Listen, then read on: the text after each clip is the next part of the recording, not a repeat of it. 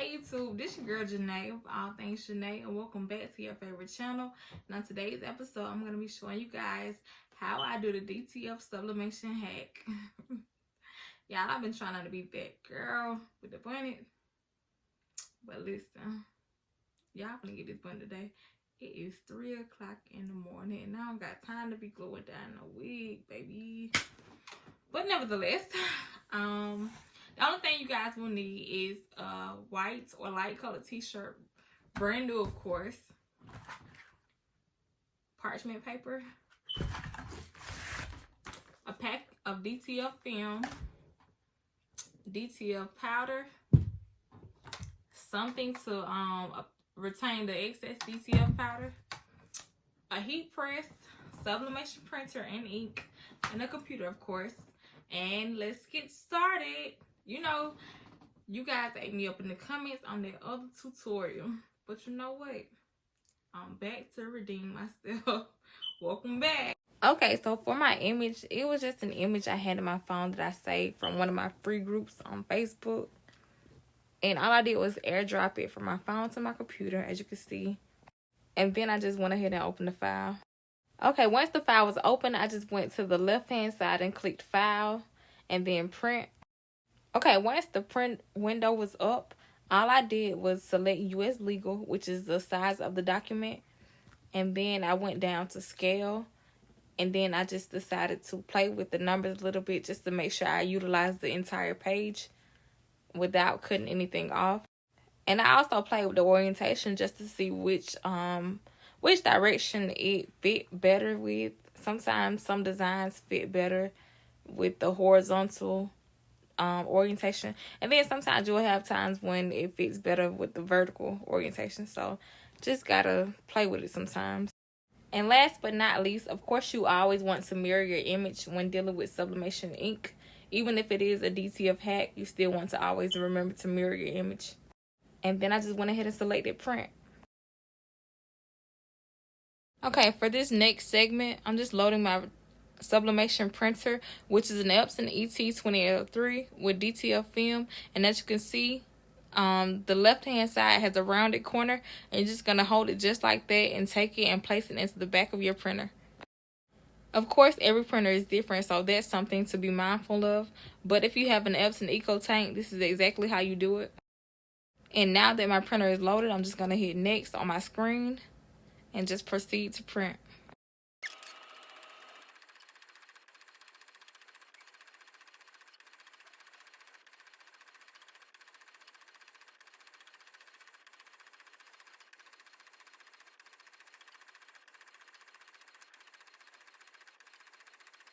Okay, y'all, so this was a very poor example of me catching the film. I don't know what I was doing, but you kind of want to make sure you catch it with two hands.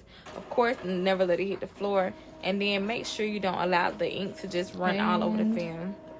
But mine still came out fairly good. Like this, and of course you can see it's very wet. And next, we're just gonna grab our DTF powder and our container.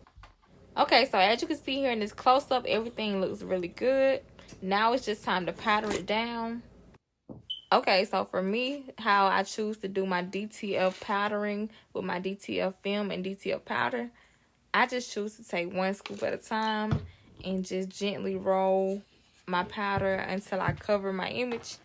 Of course, adding additional scoops along the way. But for you, my friend, if you choose to dump that whole canister onto that DTF film, I promise I won't be mad. As you can see here, I sped the clip up for obvious reasons. But like I said earlier, there's literally nothing to it. All you're doing is rolling your powder along the sublimation ink, covering the image in its entirety, and making sure you get a nice and even coat of your DTF powder. As you can see here, the top still wasn't covered. I'm not sure how many scoops we were at this point, but I just simply added another one and just kept rolling. Of course, the end goal is to have everything covered in its entirety. No ink left behind, because you definitely will be able to tell once the image is pressed. Okay, now it's starting to look like everything has been covered completely. So I'm going to give it one final roll.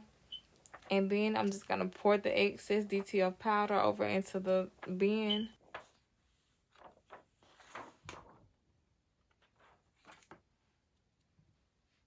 Okay, so now I have my heat press set to 320 degrees Fahrenheit for 60 seconds. And all I'm going to do is go ahead and just pre-press my shirt. As you can tell here, I just went ahead and sped up the video. The pre-press doesn't have to be perfect. You just want to go ahead and just get the wrinkles out of the shirt. And that's pretty much it. Okay, so once the pre-press was complete, I just went ahead and changed my settings to 360 degrees Fahrenheit in order for my final press. So before I completed my actual press, I just went ahead and cured my design by hovering my heat press over the design. Of course, not going all the way down because you don't want to smear your image. Okay, so now that my image has been cured and my shirt has been pre-pressed, I'm just going to kind of go ahead and take my image and hover over the shirt to get a good idea of placement. And then once I agree that the idea is good, I'm just going to go ahead and lay it down and then take some heat tape and just tape the image down on all four sides or every corner, however you choose to do it. And of course, the tape is just to secure everything into place.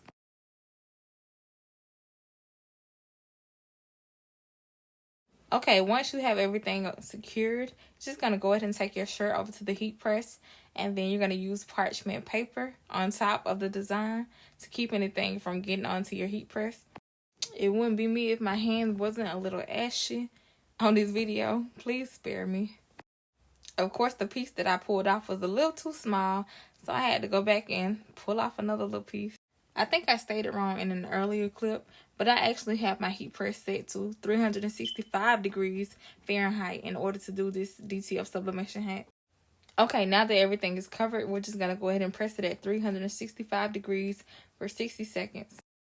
Yeah, I had to know I was coming to fast forward this boring little part. But yeah, 1 Mississippi, 2 Mississippi, 3 Mississippi, 4. Okay, now that the press is complete, I just went ahead and removed the parchment paper from my shirt. And then I just allowed the design to cool for a second.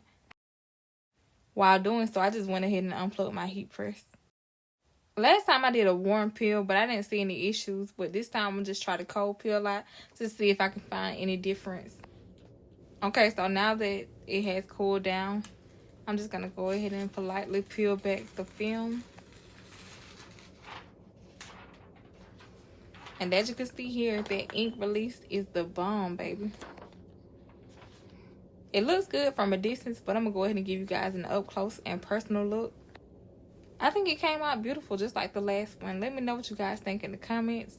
Give me any feedback, any suggestions, anything that you guys want to see me try.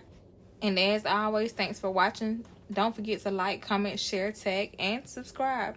And this is how it looked on my favorite little Grinch.